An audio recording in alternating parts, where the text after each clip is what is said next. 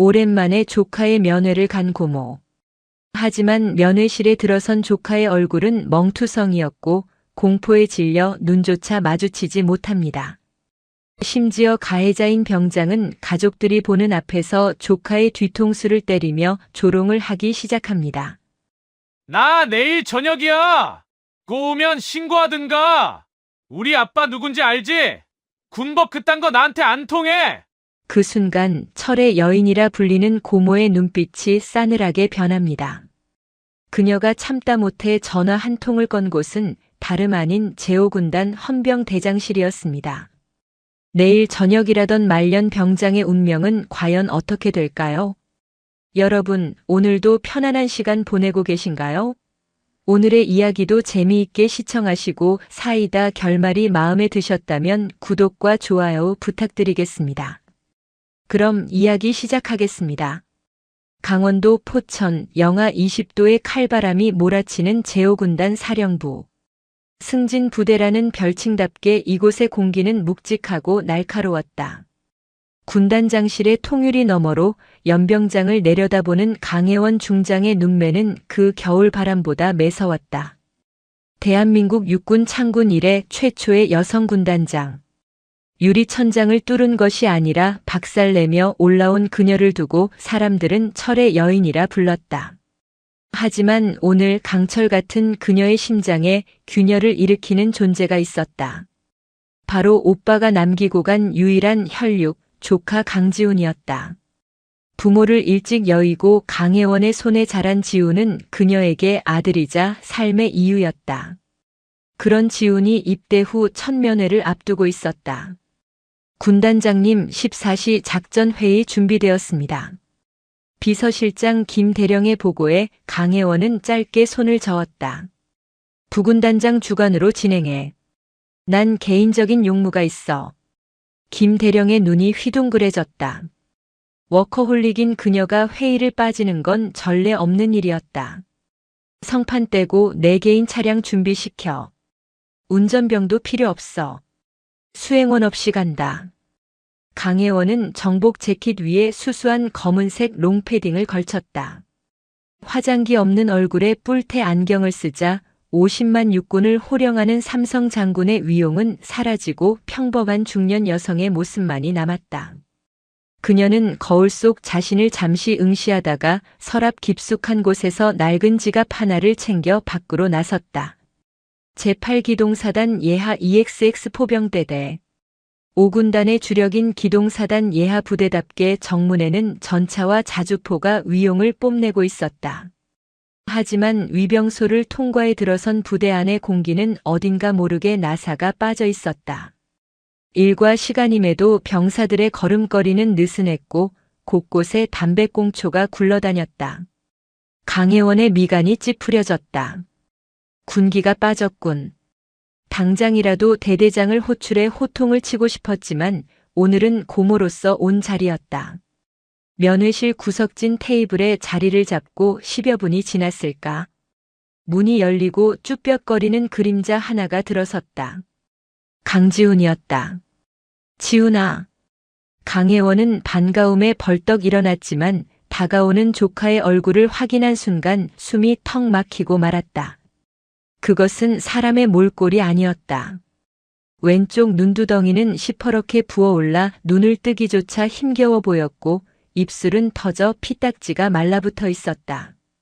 군복 소매 밖으로 드러난 손등에는 담뱃불로 지진 듯한 화상 자국이 선명했다. 무엇보다 강혜원을 절망케 한 것은 지훈의 눈빛이었다. 총기 넘치던 명문대생의 눈빛은 온데간데 없고 도살장에 끌려온 짐승처럼 공포와 체념만이 가득했다. 고모. 지훈의 목소리는 갈라져 있었다. 강혜원은 떨리는 손으로 지훈의 손을 낚아챘다. 손이 얼음장처럼 차가웠다. 이게 무슨 꼴이야? 누가 그랬어? 훈련하다 다친 거 아니지? 사실대로 말해. 강혜원의 추궁에 지훈은 황급히 고개를 숙이며 시선을 피했다. 아닙니다. 작업하다가 자재에 부딪혔습니다. 진짜 괜찮습니다. 강지훈. 나 군인이야. 내가 덮는다고 덮어질 것 같아? 작업하다 생긴 상처랑 맞아서 생긴 상처를 내가 구분 못할 것 같니? 그때였다. 면회실 문이 쾅 하고 열리더니 전투복 상의 단추를 풀어 헤친 병장 하나가 껄렁하게 들어왔다. 모자는 삐딱하게 걸쳤었고 입에는 껌을 질겅거리고 있었다. 명찰에는 마동철이라는 이름이 박혀 있었다. 어이 강지훈. 면회 왔다며? 꿀빠니까 좋냐? 마동철은 지훈을 보자마자 비릿한 조소를 날리며 다가왔다. 지훈은 조건반사적으로 자리에서 벌떡 일어나 부동자세를 취했다. 이병 강지훈. 앉아 새끼야. 누가 일어서래? 아주 빠져가지고. 마동철은 지훈의 옆자리에 털썩 주저앉더니 손바닥으로 지훈의 뒤통수를 짝 소리나게 갈겼다. 강혜원의 눈앞에서 벌어진 일이었다. 그녀의 눈동자가 파르르 떨렸다. 야, 근데 이 아줌마는 누구냐? 엄마는 없고 고모라 그랬나? 마동철의 시선이 강혜원에게 꽂혔다. 그 눈빛에는 경멸과 무시가 가득했다. 아줌마 빈손으로 왔어요?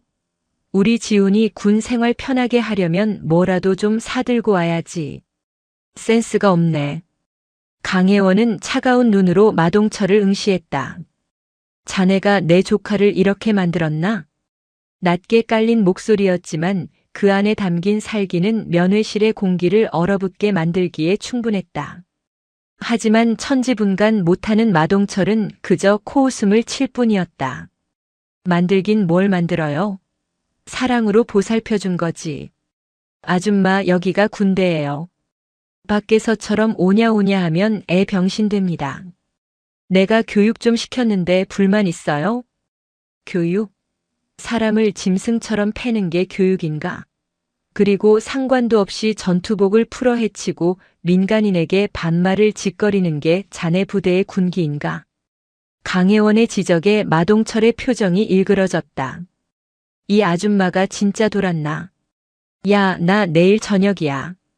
내일 아침이면 민간인이라고. 군법? 영창? 그딴 거 나한테 안 통해. 내가 누군지 알아? 대성건설 마 회장 아들이야. 너네 같은 서민들이 평생 벌어도 못 만질 돈, 나는 하루 유흥비로 써. 마동철은 지훈의 허벅지를 군홧발로 툭툭 찼다. 야, 너네 고모 관리 잘해라. 말실수 한 번 잘못했다가 너 남은 군 생활 지옥 되는 수가 있어.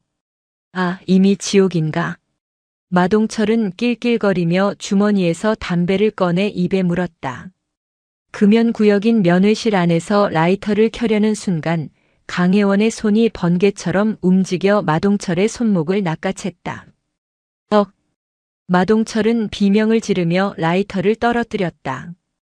평범한 아줌마의 악력이라고는 믿기지 않을 정도로 강한 힘이었다. 강혜원은 잡은 손목을 비틀며 그를 노려보았다. 사과해. 에이, 이거 안 나? 아 씨발 진짜. 마동철은 반대편 주먹을 휘두르려 했다. 하지만 강혜원은 가볍게 고개를 숙여 주먹을 피함과 동시에 마동철의 팔을 꺾어 테이블 위로 제압해버렸다. 으악! 면회실이 떠나가라 비명이 울렸다. 너 뭐야? 이거 폭행이야. 헌병 부를 거야. 우리 아빠한테 전화해서 너네 다 죽여버릴 거야. 마동철이 고래고래 소리를 질렀다. 강혜원은 싸늘하게 웃으며 전화기를 꺼냈다. 그래, 헌병. 좋은 생각이네. 강혜원은 단축 번호 1번을 눌러 스피커폰으로 전환했다. 신호음이 2번 울리기도 전에 상대방이 전화를 받았다. 충성. 제5군단 헌병대장 중령 이석훈입니다. 수화기 너머로 들려오는 굵직하고 절도 있는 목소리에 마동철의 발버둥이 멈칫했다. 5군단 헌병대장? 저 아줌마 전화기에서 왜 그런 소리가 나오지? 강혜원은 마동철의 눈을 똑바로 바라보며 더 이상 고모가 아닌 군단장의 목소리로 명령을 내렸다. 나다. 지금 즉시 8기동 사단 예하 EXX 포병대대 면회실로 군단 헌병특임대 급파해. 그리고 8기동 사단장 오창석 소장, 해당 대대장, 주임원사 지금 당장 내 위치로 튀어오라고 해. 완전 군장 상태로. 10분 준다. 아, 알겠습니다. 충성. 전화가 끊어졌다. 정적이 감돌았다.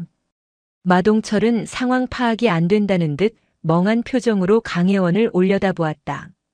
8사단장을 부른다고? 헌병대장에게 명령을 내려? 아, 아줌마 지금 뭐 하는 거야? 연기해? 몰래 카메라야? 마동철의 목소리가 미세하게 떨리고 있었다. 강혜원은 잡고 있던 마동철의 팔을 거칠게 놓아주며 자리에서 일어났다. 그리고 천천히 패딩 점퍼의 지퍼를 내렸다. 점퍼가 벗겨지고 그 안에 감춰져 있던 정복이 드러났다. 어깨 위에서 찬란하게 빛나는 별 3개. 대한민국 육군 중장의 계급장이 형광등 불빛을 받아 서늘한 섬광을 내뿜었다. 마동철의 입이 떡 벌어졌다. 동공이 지진이라도 난 듯 요동쳤다. 머릿속이 하얗게 변했다. 별 하나도 보기 힘든 전방에서 별 3개라니. 그것도 내일 전역한다고 깐죽거리던 자신이 아줌마라고 불렀던 사람이. 강지훈조차 놀라서 입을 다물지 못했다. 고모가 군인인 줄은 알았지만 이렇게 높은 분인 줄은 상상도 못했던 것이다.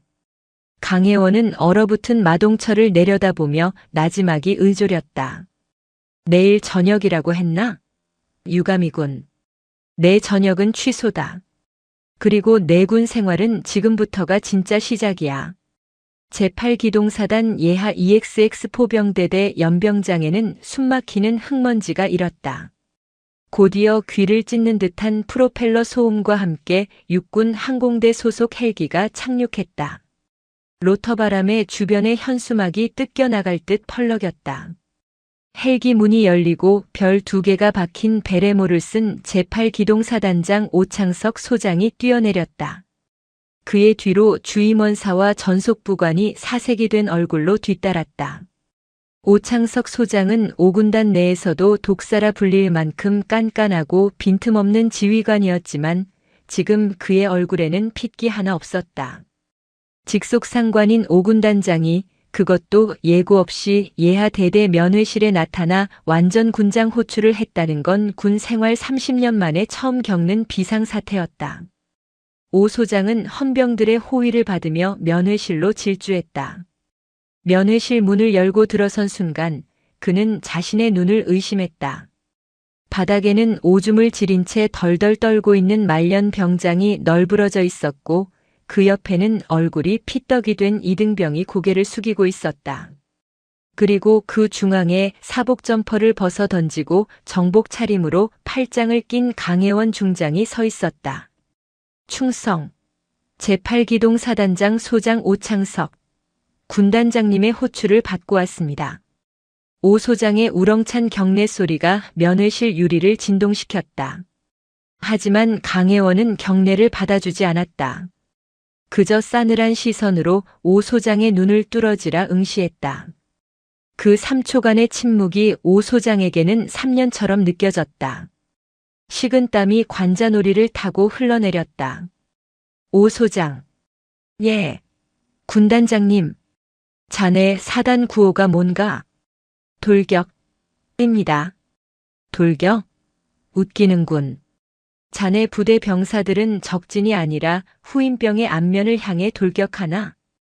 강혜원의 비수 같은 일깔에 오 소장의 입술이 파르르 떨렸다.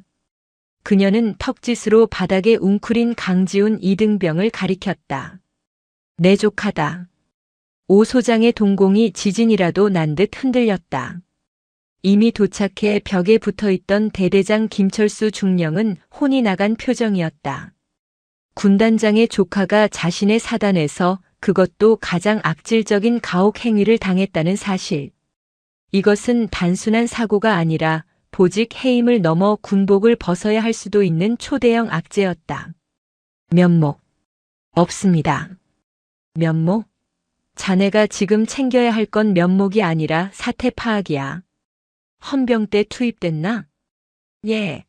5군단 헌병 특임대가 현재 위병소를 통제하고 대대 전체를 봉쇄했습니다. 좋아. 지금 이 시간부로 EXX대대 전 병력 생활관 대기시켜. 간부들은 전부 행정반에 집합시키고 휴대전화 압수해. 그리고 저 쓰레기. 강혜원은 턱으로 마동철을 가리켰다. 마동철은 이제 공포를 넘어선 상태였다. 눈앞에 투스타 사단장이 쩔쩔매는 모습을 보자 자신의 저녁이라는 단어는 휴지 조각보다 가볍게 느껴졌다. 끌고 가. 헌병대 유치장에 쳐넣어. 아직 전역 명령 안 떨어졌으니 군인 신분이다. 군 형법상 특수폭행, 상관 모욕, 하극상 혐의로 긴급 구속 수사한다. 변호사 접견, 가족면회, 일절 금지다. 내가 직접 신문할 때까지 물 한 모금 주지 마. 살려주십시오. 제가 잘못했습니다. 군단장님, 한 번만. 으악. 마동철이 강혜원의 바짓가랑이를 잡으려 손을 뻗었지만 들이닥친 헌병 특임대원들이 그의 양팔을 꺾어 제압했다. 개처럼 끌려나가는 마동철의 비명소리가 복도 끝으로 멀어져 갔다. 강혜원은 멍하니 서 있는 지훈에게 다가가 무릎을 굽히고 눈높이를 맞췄다. 지훈아. 예. 고모. 많이 무서웠지. 미안하다. 고모가 너무 늦게 알았어. 그녀는 손수건을 꺼내 지훈의 터진 입술을 조심스럽게 닦아주었다. 천하의 군단장이 흘리는 눈물 한 방울이 지훈의 손등에 떨어졌다. 그제야 긴장이 풀린 지훈은 참았던 울음을 터뜨렸다. 고모. 저 진짜 죽고 싶었습니다. 강혜원은 지훈을 다독이며 눈빛을 번뜩였다. 슬픔은 잠시였다. 이제는 분노를 집행할 시간이었다. 그녀는 다시 일어섰다. 오 소장, 그리고 김중령. 예. 군단장님. 단순히 병사 개인의 일탈로 꼬리 자르기 할 생각 마라. 내 조카가 이 지경이 될 때까지 간부들이 몰랐을 리 없어. 묵인했거나 동조했거나 아니면 더 더러운 무언가가 있겠지. 5군단 감찰부, 법무부, 헌병대 싹 다 투입해서 이 대대 밑바닥까지 뒤집어. 먼지 한 톨이라도 나오면 자네들 옷벗을 각오해야 할 거야. 그날 밤 제5군단의 밤은 그 어느 때보다 뜨거웠다. EXX대대의 모든 생활관은 군단 헌병들에 의해 낱낱이 수색되었다. 관물대, 침상 및 천장 텍스까지 뜯어내며 찾아낸 것은 충격적이었다. 마동철의 관물대 깊숙한 곳에서는 병사들에게서 갈취한 것으로 보이는 현금 뭉치와 대포폰, 그리고 정체를 알 수 없는 거래 장부가 발견되었다. 헌병대 취조실. 마동철은 신문 의자에 묶인 채 덜덜 떨고 있었다. 5군단 헌병 수사관은 자비가 없었다. 책상 위에 놓인 장부를 던지며 수사관이 물었다. 이거 뭐야? 병사들한테 뜯은 돈 어디로 보냈어? 내가 다 쓴 거 아니잖아. 전 모릅니다. 그냥 애들이 객출한 겁니다. 아직도 상황 파악이 안 되나 보네. 너 지금 특수폭행, 공갈, 협박 혐의야. 군사재판 가면 징역 5년은 기본이라고. 근데 이 장부 상납 내역이지? 이거 불면 정상 참작 여지라도 있어. 누구한테 줬어? 행보관? 중대장? 마동철은 입술을 깨물었다. 여기서 입을 열면 아버지가 그리고 그 뒤에 있는 무서운 형님들이 자신을 가만두지 않을 것이라는 공포가 군단장의 공포와 맞서고 있었다. 저희 아버지한테 전화 한 통만 하게 해주십시오. 대성건설 마갑수 회장입니다. 아버지가 오시면 다 해결.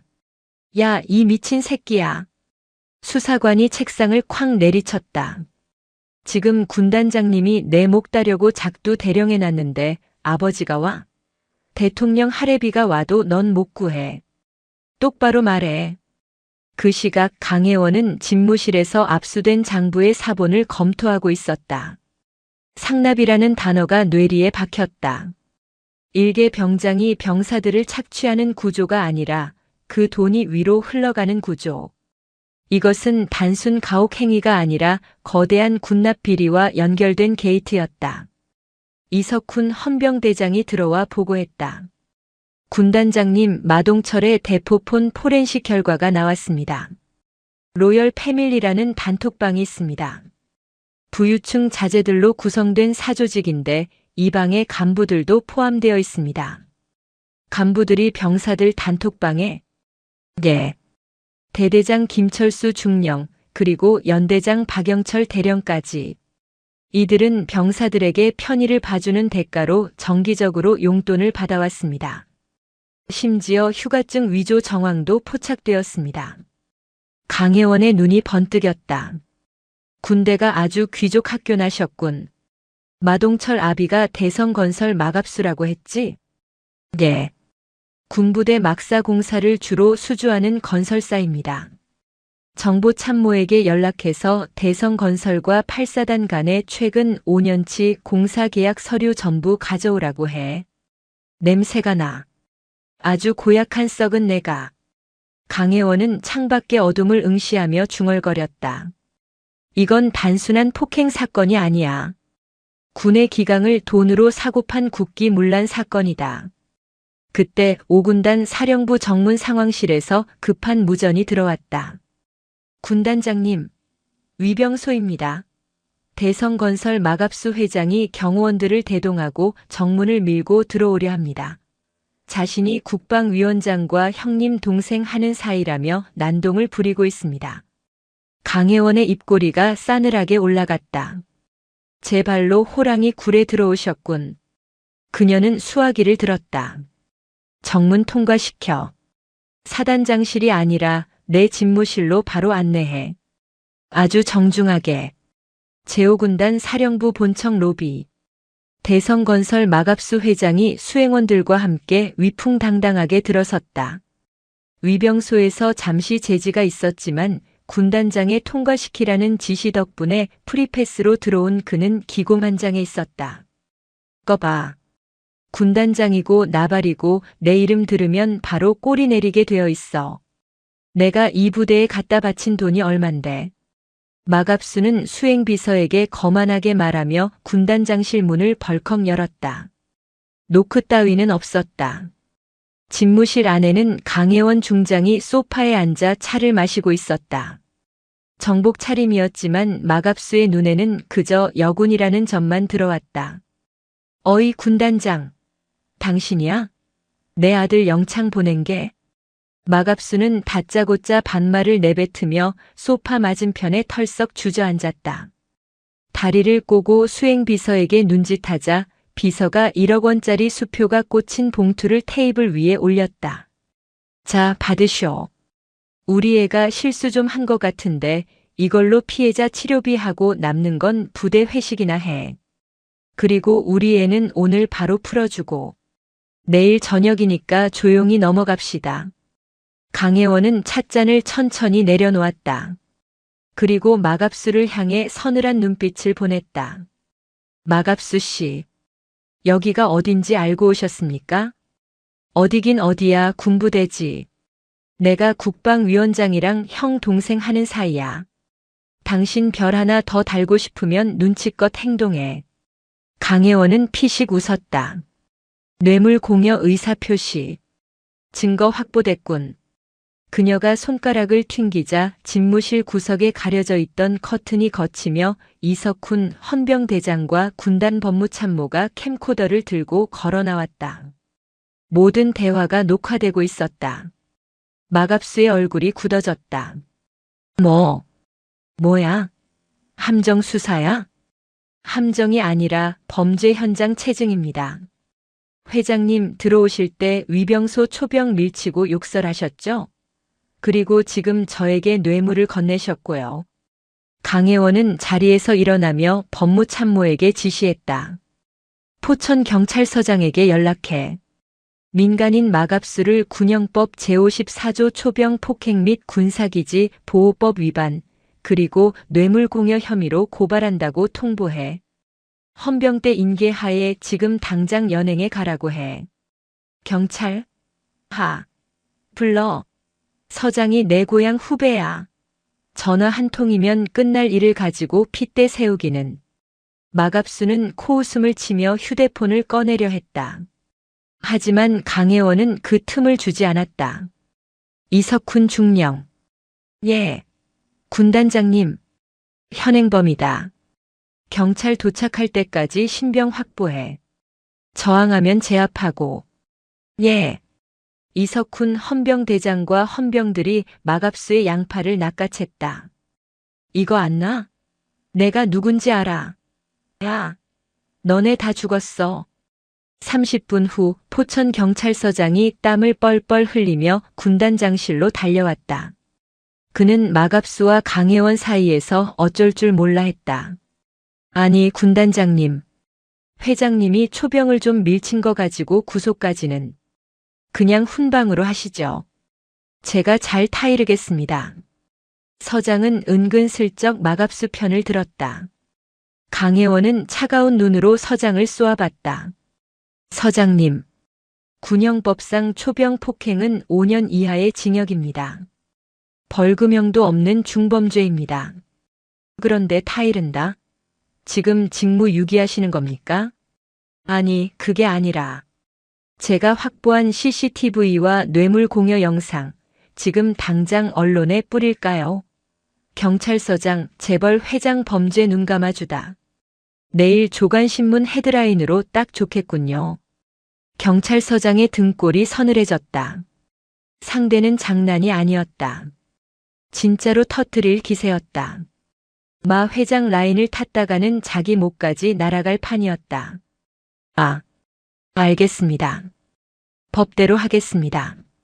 서장은 떨리는 손으로 수갑을 꺼냈다. 마갑수 씨, 당신을 초병 폭행 및 뇌물 공여 혐의로 현행범 체포합니다. 야, 김 서장, 너 미쳤어? 죄송합니다, 형님. 상황이 안 좋습니다. 철컹. 마갑수의 손목에 수갑이 채워졌다. 끌려나가며 고래고래 소리를 지르는 마갑수를 뒤로 하고 강혜원은 다시 찻잔을 들었다.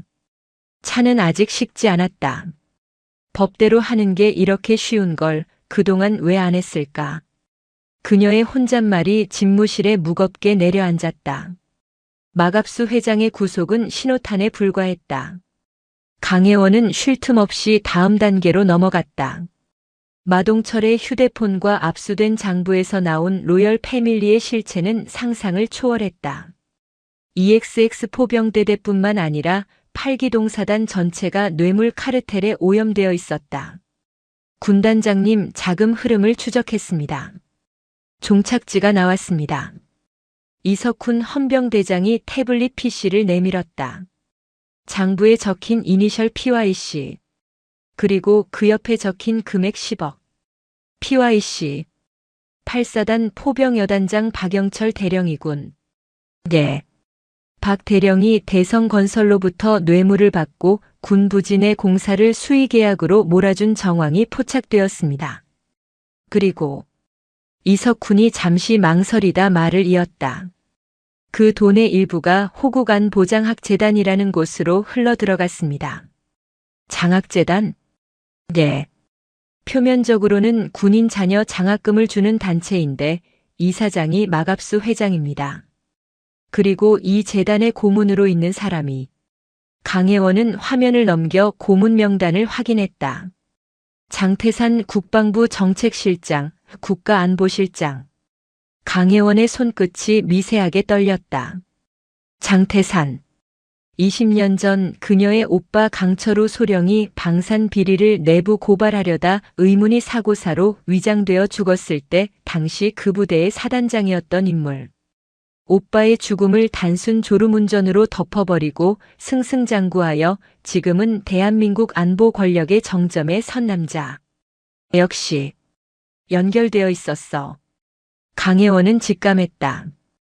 마동철 사건은 우연히 터진 뇌관이었다. 이 선을 따라가면 오빠의 원수이자 군을 좀먹는 진짜 괴물을 잡을 수 있다. 여단장 박영철, 지금 어디 있나? 여단장실에 있습니다. 그런데 첩보에 따르면 문서 파쇄기를 대량으로 돌리고 있다고 합니다. 증거 인멸 중입니다. 헬기 띄워. 내가 직접 간다. 위험합니다, 군단장님. 박 대령은 다혈질입니다. 무장하고 저항할 수도 있습니다. 내 부하가 범죄를 저지르는데 내가 뒤에 숨어 있어? 5군단 헌병 특임대 무장시켜서 따라와. 박영철이 내 앞에 무릎 꿇게 만든다. 잠시 후 강혜원을 태운 헬기가 포병여단 연병장에 착륙했다. 흙먼지를 뚫고 내린 강혜원은 헌병들을 대동하고 여단 본청으로 질주했다. 여단장실 앞을 지키던 당번병이 경례할 새도 없이 강혜원은 군홧발로 문을 박차고 들어갔다. 박영철. 여단장실 안은 매캐한 종이 타는 냄새와 파쇄기 소음으로 가득했다. 박영철 대령은 서류 뭉치를 파쇄기에 집어넣다 말고 소스라치게 놀라 돌아보았다. 군단장님? 그 손 떼. 헌병. 파쇄기 전원 차단해. 남은 서류 전부 압수해. 헌병들이 달려들어 박 대령을 밀쳐내고 남은 서류를 확보했다.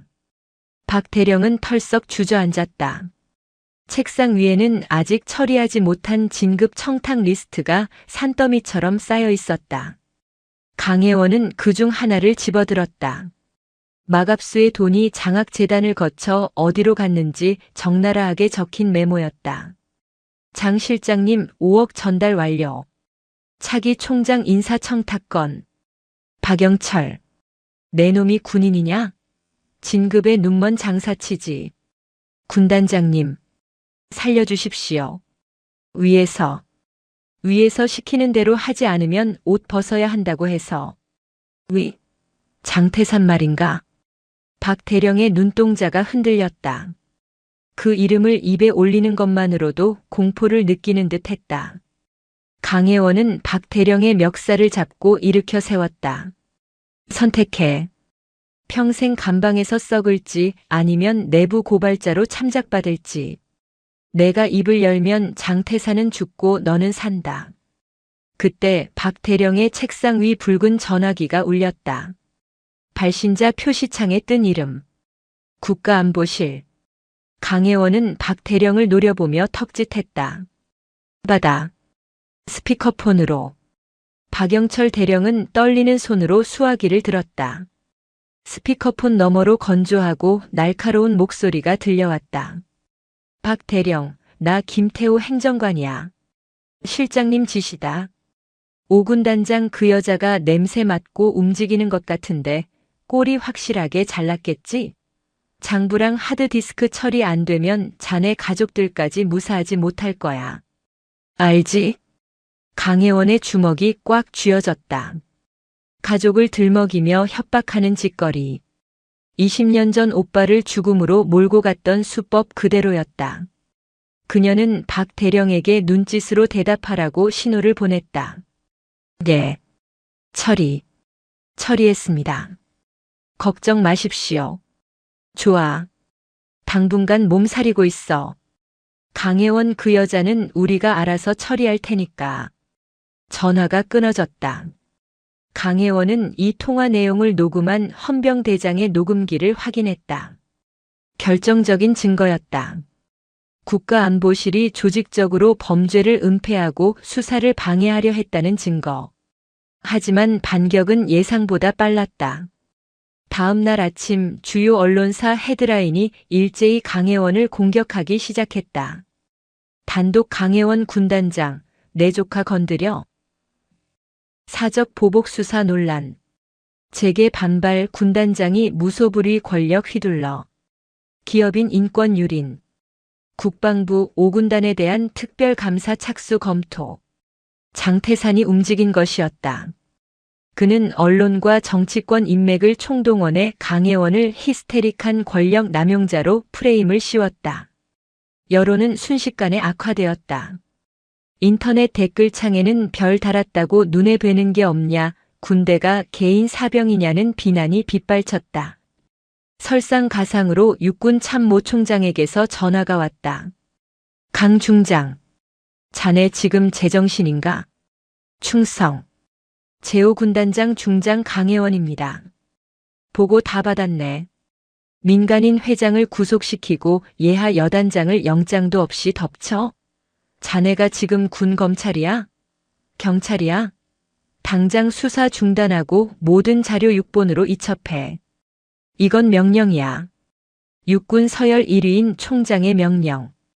이를 거부하는 건 명백한 항명이었다. 군인으로서 가장 무거운 죄. 하지만 육본 법무실로 사건을 넘기는 순간 모든 증거는 파기되고 장태산은 유유히 빠져나갈 것이 뻔했다. 강혜원은 눈을 감고 잠시 숨을 고른 뒤 단호하게 대답했다. 총장님, 죄송합니다. 그 명령 따를 수 없습니다. 뭐? 지금 항명하는 건가? 저는 5군단 10만 장병의 생명을 책임지는 지휘관입니다. 부하들의 피를 팔아먹은 매국노들에게 면죄부를 주는 명령은 군인의 양심상 따를 수 없습니다. 제가 옷을 벗는 한이 있어도 이 수사는 제가 끝냅니다. 강혜원, 내가 미쳤구나. 헌병대 보내서 직무 정지시키기 전에 당장 멈춰. 전화가 끊어졌다. 강혜원은 수화기를 내려놓으며 이석훈 헌병대장을 바라보았다. 들었지? 이제 시간 싸움이야. 육본에서 직무 정지 명령서 들고 내려오기 전에 우리가 먼저 터뜨려야 해. 언론에 제보할까요? 그냥 제보로는 안 돼. 이미 저쪽이 언론을 장악했어. 우리가 가진 걸 그냥 뿌리면 조작된 문건이라고 물타기 할 거야. 더 확실한 한 방이 필요해. 강혜원은 서랍에서 오빠의 낡은 수첩을 꺼냈다. 그리고 어제 녹음한 안보실 행정관의 통화 녹음 파일이 담긴 USB를 챙겼다. 오늘 밤 내가 직접 서울로 간다. 예, 위험합니다. 이미 국방부 조사본부에서 감시하고 있을 텐데요. 그러니까 가는 거야. 내가 미끼가 된다. 놈들의 시선이 나한테 쏠린 사이에 이 중령 자네는 다른 루트로 움직여. 강혜원은 USB를 2개로 복사해 하나를 이석훈에게 건넸다. 나는 국방부로 가서 정면 돌파한다. 그 사이 자네는 방송국이 아니라 유튜브로 가. 유튜브요? 그래. 요즘은 공중파보다 파급력이 더 세니까. 구독자 100만 넘는 시사 고발 유튜버 섭외해놨어. 라이브 방송으로 이 녹음 파일이랑 장부 가감 없이 다 틀어버려. 편집될 틈도 주지 말고. 이석훈이 비장한 표정으로 USB를 받아 주머니에 넣었다. 알겠습니다. 목숨 걸고 완수하겠습니다. 강혜원은 정복 매무새를 다듬고 정모를 썼다. 자, 이제 쇼타임이다. 누가 진짜 군인인지 보여주자고. 서울 용산구 국방부 청사. 강혜원 중장의 관용차가 정문을 통과하자마자 국방부 조사본부 요원들이 차량을 에워쌌다. 그들은 기다렸다는 듯 강혜원에게 체포영장이 아닌 직무정지 명령서를 들이밀었다. 강혜원 중장님, 육군 참모총장 명예 의거 귀관을 항명 및 군 위상 실추 혐의로 직무정지합니다. 지금부터 군단장으로서의 모든 권한 행사가 불가능하며 조사실로 동행하셔야겠습니다. 강혜원은 순순히 차에서 내렸다. 그녀는 항의하지 않았다. 오히려 입가에 옅은 미소를 띠고 있었다. 시간은 벌었다. 조사실은 창문 하나 없는 밀실이었다. 육군본부 법무실장이 직접 내려와 그녀를 신문했다. 강 장군, 왜 그러셨습니까? 마 회장 풀어주고 조용히 덮었으면 대장 진급은 따놓은 당상이었는데 녹음 파일이랑 원본 장부 어디로 빼돌렸습니까? 강혜원은 묵비권을 행사했다. 그녀의 시선은 벽에 걸린 시계에 고정되어 있었다. 저녁 8시. 이석훈 중령이 섭외한 100만 유튜버의 라이브 방송이 시작될 시간이었다. 같은 시각 대한민국 인터넷 커뮤니티와 SNS가 발칵 뒤집혔다. 긴급 라이브 현직 안보실장의 살해 협박 녹취 공개. 삼성 장군이 목숨 걸고 제보한 증거. 방송이 시작된 지 10분 만에 동시 접속자가 50만 명을 돌파했다. 방송에서는 박영철 대령을 협박하던 안보실 행정관의 목소리가 가감없이 흘러나왔다. 장부랑 하드디스크 처리 안 되면 자네 가족들까지 무사하지 못할 거야. 알지? 이어 마갑수 회장이 오군단장에게 뇌물을 건네려던 영상, 그리고 장태산 안보실장이 군 장학재단을 통해 수십억 원을 세탁한 계좌 내역이 화면을 가득 채웠다. 조사실 안 법무실장의 휴대폰이 미친 듯이 울리기 시작했다. 전화를 받은 법무실장의 얼굴이 사색이 되어갔다. 예? 그게 무슨... 유튜브요? 실시간 검색어 1위. 강혜원이 침묵을 깨고 입을 열었다. 법무실장. 자네도 스마트폰 있으면 켜보지 그래. 지금 국민들이 뭐라고 하는지. 법무실장은 떨리는 손으로 뉴스를 확인했다. 충격 국가안보실, 군납 비리 은폐 위해 군 간부 가족 협박. 시민들 강혜원 장군 지켜라 국방부 앞 촛불 집회 예고. 여론의 쓰나미가 몰려오고 있었다. 은폐와 조작으로 쌓아올린 장태산의 모래성이 무너지는 순간이었다. 청와대 국가안보실장 집무실. 장태산은 TV 화면을 향해 리모컨을 집어 던졌다. 와장창 소리와 함께 액정이 박살났다. 이 미친년이 기어코.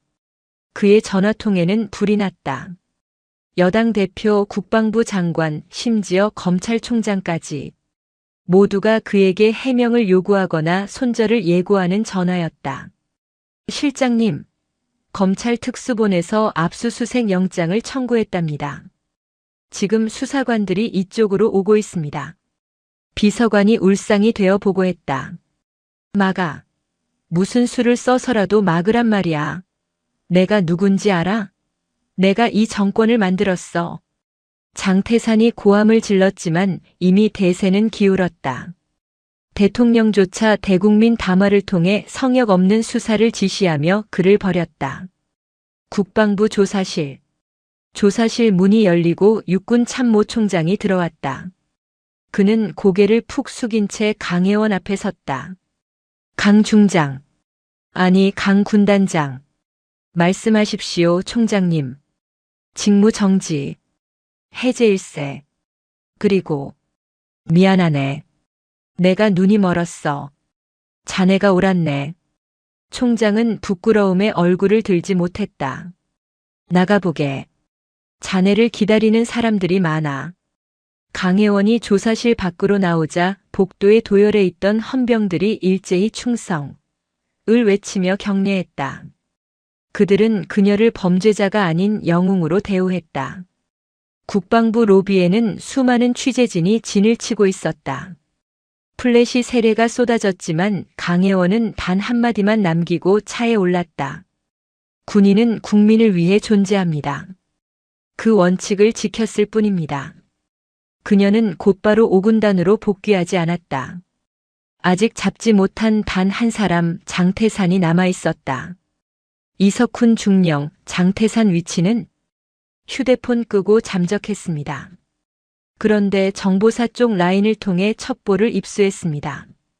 오늘 오후 2시 포천에 있는 구영 예비 활주로에서 일본으로 가는 경비행기를 수배했다고 합니다. 강혜원의 눈이 매섭게 빛났다. 도망치시겠다. 어림없지. 오후 1시 50분 포천 비행장. 민간 항공 레저용으로 일부 개방된 이곳의 구석진 활주로에 세스나 경비행기 한 대가 엔진을 예열하고 있었다. 장태산은 선글라스와 마스크로 얼굴을 가린 채 초조하게 시계를 보았다. 빨리 띄워. 검찰놈들 오기 전에 떠야 한다고. 아니 손님. 관제탑에서 이륙 허가가 안 납니다. 지금 이 공역에 비상이 걸렸어요. 비상? 무슨 비상? 그때 비행장 곳곳에 설치된 대공 스피커에서 사이렌 소리가 울려 퍼졌다. 알림. 현재 시각부로 포천 비행장 및 인근 상공에 긴급 방공 훈련이 발령되었습니다. 모든 민간 항공기는 이륙을 금지하며 위반 시 적기로 간주하여 대응합니다. 방공 훈련? 하필 지금? 장태산이 창밖을 내다보았다. 비행장 외곽 펜스 너머 숲속에서 위장막이 걷히며 육군 자주대 공포 비호의 포신이 활주로를 향해 천천히 돌아가고 있었다. 레이더가 빙글빙글 돌며 이륙하려는 비행기를 조준하고 있었다. 미친.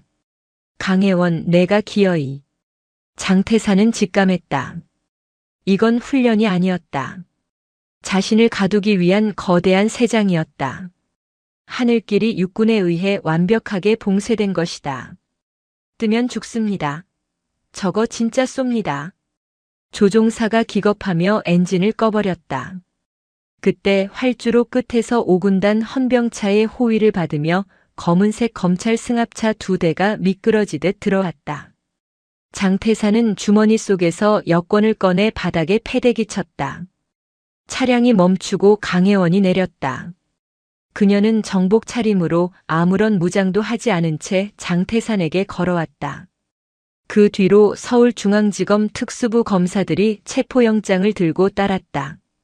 강 장군, 이렇게까지 해야 했나? 헬기라도 띄워서 격추라도 시키지 그랬어? 장태산이 도끼 어린 눈으로 비아냥거렸다. 강혜원은 차가운 눈으로 그를 내려다보았다. 군인은 민간인을 공격하지 않습니다. 다만 도망칠 구멍을 막을 뿐이죠. 하늘은 5군단이 지키는 영공입니다. 당신 같은 범죄자가 더럽힐 곳이 아닙니다. 증거. 증거 있어? 내가 강철우 죽였다는 증거 있냐고. 장태산이 마지막 발악을 했다. 강혜원은 품에서 오빠의 낡은 수첩을 꺼내 보였다. 20년 전 당신이 오빠에게 은폐를 지시했던 메모. 그리고 어제 당신의 비서관이 자백한 녹취록. 법정에서 다투십시오. 이번엔 빠져나가지 못할 겁니다. 장태산 씨, 직권남용, 뇌물수수, 그리고 살인교사 혐의로 체포합니다. 검사들이 장태산의 팔을 꺾고 수갑을 채웠다. 철컹. 차가운 금소금이 활주로의 바람 소리를 갈랐다. 개처럼 끌려가는 장태산의 뒷모습을 보며 강혜원은 나직이 중얼거렸다. 오빠. 임무 완수했어. 그녀는 하늘을 올려다보았다. 비호 대공포의 포신 너머로 맑고 푸른 가을 하늘이 펼쳐져 있었다. 장태산의 구속과 마갑수 회장의 실형 선고. 대한민국은 떠들썩했다. 강혜원 신드롬이 불었다. 정치권에서는 그녀를 영입하려고 안달이 났고 차기 육군 참모총장 내정설은 기정사실화되는 분위기였다. 하지만 강혜원의 선택은 모두의 예상을 빗나갔다. 재판이 마무리되고 모든 관련자가 처벌받은 날 그녀는 국방부에 전역 지원서를 제출했다. 5군단 연병장에서 열린 이임식 및 전역식. 수천 명의 장병과 시민들이 운집했다. 단상에 선 강혜원의 가슴에는 그 흔한 훈장 하나 달려있지 않았다. 그녀는 스스로 모든 서운을 사양했다. 사랑하는 장병 여러분. 나는 오늘 40년 가까이 입어온 이 군복을 벗습니다. 그녀의 목소리는 미세하게 떨리고 있었다. 사람들은 나를 영웅이라 부르지만 나는 그저 원칙을 지킨 군인일 뿐입니다. 내가 이 자리에 남아 영광을 누린다면 나의 행동이 진급이나 정치를 위한 쇼로 오해받을 수 있습니다. 군인은 임무가 끝나면 사라져야 합니다. 그것이 내가 생각하는 군인의 명예입니다. 정적 속에서 훌쩍이는 소리가 들려왔다. 부조리에 침묵하지 마십시오. 불의와 타협하지 마십시오. 국민이 쥐어준 총칼은 적을 향한 것이지 전우를 향한 것이 아닙니다. 강혜원이 마지막으로 거수 경례를 올렸다. 충성, 충성. 연병장이 떠나가라 함성이 울려 퍼졌다.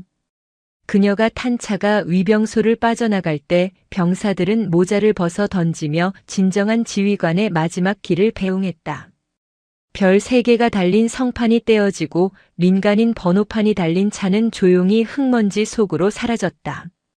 1년 후 강원도 홍천의 한적한 시골 마을. 강혜원은 작은 텃밭을 일구며 살고 있었다. 새벽 기상나팔 소리 대신 닭 울음소리를 듣고 작전 지도가 아닌 영농 일지를 쓰는 살. 처음에는 어색했지만 이제는 제법 농부의 태가 났다. 고모, 저 왔습니다. 주말을 맞아 조카 강지훈이 찾아왔다. 그는 무사히 만기 전역하고 복학해 건강한 청년이 되어 있었다. 뭐냐? 상추 좀 뜯어라. 고기 굽자. 마당 평상에 둘러앉은 2사람. 지훈이 능숙하게 고기를 굽고 소주를 따랐다. 고모, 그거 아세요? 마동철 그 자식 감방에서 또 사고 쳐서 독방 갔대요. 장태사는 옥중에서 회고록 쓴다는데 출판사들이 다 거절했고요. 당연하지. 누가 범죄자 변명을 읽겠어. 지훈은 가방에서 액자 하나를 꺼냈다. 전역할 때 부대원들이 써준 롤링 페이퍼 그리고 강혜원의 현역 시절 사진이 담긴 액자였다. 우리 부대 애들은 아직도 고모를 전설이라고 불러요. 고모 덕분에 군대가 진짜 많이 바뀌었거든요. 강혜원은 웃으며 밤하늘을 올려다보았다. 어깨 위에서 빛나던 3개의 별은 내려놓았지만 저 하늘에는 수만 개의 별이 떠 있었다. 그 별들 사이로 오빠 강철우 소령의 얼굴이 보이는 듯 했다. 보고 있어, 오빠. 지훈이가 살 세상은 적어도 우리가 살던 때보다는 조금 더 깨끗해졌어. 고모. 아니, 영원한 군단장님. 건배하시죠. 그래. 위하여. 2사람의 잔이 부딪히는 맑은 소리가 홍천의 밤하늘로 퍼져나갔다. 평범한 고모로 돌아온 그녀의 얼굴에 그 어느 때보다 평온하고 행복한 미소가 번졌다. 누나, 차 키 보니까 벤츠 타네?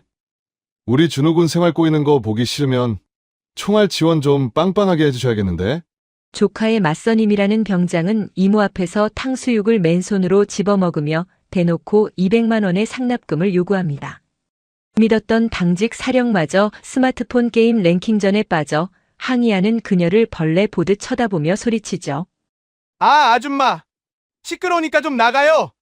영업 방해로 헌병 불러서 끌어내기 전에. 그 순간 얼음 마녀라 불리는 이모, 육군본부 감찰실장 강지원 준장의 눈빛이 차갑게 식어버립니다. 그녀가 휴대폰을 꺼내 누르고 누군가에게 전화를 거는데요. 나 강지원이다. 오창석 소장. 15분 준다. 헌병대장 대동하고 연회장으로 튀어와. 지금 자네 부하들이 나한테 수갑을 채우겠다는데 와서 구경 좀 하지 그래? 건드려서는 안 될 사람을 건드린 최전방 12사단 11중대의 최후. 사단장마저 벌벌 떨게 만든 참교육 현장을 지금 공개합니다. 여러분, 오늘도 편안한 시간 보내고 계신가요? 고구마 없는 사이다 이야기 재미있게 시청하시고 내용이 마음에 드셨다면 구독과 좋아요 부탁드리겠습니다. 그럼 이야기 시작하겠습니다. 오전 4시. 서울 용산구 한남동의 고급 빌라. 도시의 소음조차 잠든 시각이었지만 강지원 준장은 이미 깨어 있었다. 육군본부 감찰실장이라는 직함은 그녀에게 잠보다 더 무거운 각성을 요구하곤 했다. 그러나 오늘 그녀의 눈을 뜨게 한 것은 업무용 비화폰의 벨소리가 아니었다. 간밤에 걸려온 발신자 표시 제안으로 울리던 조카의 흐느낌이었다. 이모, 나 살려줘. 제발. 그 한마디가 강지원의 심장을 난도질했다. 그녀는 침대에서 일어나 습관처럼 이부자리를 각 잡나 정리했다. 거울 속에 비친 45세의 강지원은 차가웠다. 대한민국 여군 최초의 작전병과 출신 장성. 피도 눈물도 없다는 어른마녀. 그것이 그녀를 지탱해온 갑옷이었다. 하지만 지금 그 갑옷 안에 살갗은 조카의 비명에 떨고 있었다. 그녀는 드레스룸으로 향했다. 다려진 전투복 대신 짙은 네이비색 더블 브레스티드 코트와 검은색 슬랙스를 꺼냈다. 옷 매무새는 완벽해야 했다. 빈틈없는 외양은 상대에게 심리적 압박을 주는 첫 번째 무기는 감찰 장교의 기본 소양이었다. 그녀는 서랍 깊숙한 곳에서 개인용 녹음기와 소형 캠코더가 내장된 특수 안경을 챙겼다. 지원은 지하 주차장으로 내려갔다. 관용차인 K9 대신 개인 소유의 검은색 벤츠 S클래스 세단 앞에 섰다. 운전병도 부관도 대동하지 않았다. 오늘 그녀는 장군이 아닌 분노한 보호자로서 움직일 것이었다. 시동을 걸자 8기통 엔진이 맹수의 그르렁거림처럼 낮게 울렸다. 내비게이션 목적지는 강원도 인제군 서화면. 제12보병사단 을지부대 신병교육대대 면회소. 악명 높은 산악지형, 그 고립된 왕국으로 향하는 길이었다. 차는 올림픽대로를 타고 미끄러지듯 서울을 빠져나갔다. 서울 양양 고속도로에 진입하자 지원은 가속 페달을 깊게 밟았다. 속도계 바늘이 치솟았다. 그녀의 머릿속에서는 조카 박준우 이병의 목소리가 끊임없이 재생되었다. 준우는 착해 빠진 아이였다. 건축가를 꿈꾸며 설계 도면을 그릴 때 가장 행복해하던 아이. 그런 아이가 입대 3개월 만에 살려달라고 했다. 단순한 군기 잡기가 아니었다. 그것은 명백한 구조 신호였다. 인제 터널을 지나자 풍경이 바뀌었다. 험준한 산세가 병풍처럼 둘러쳐진 곳. 군대라는 폐쇄성과 지리적 고립감이 결합하여 괴물을 키우기 딱 좋은 환경이었다. 지원의 눈빛이 매섭게 빛났다. 그녀는 조수석에 놓인 서류 가방을 힐끔 보았다.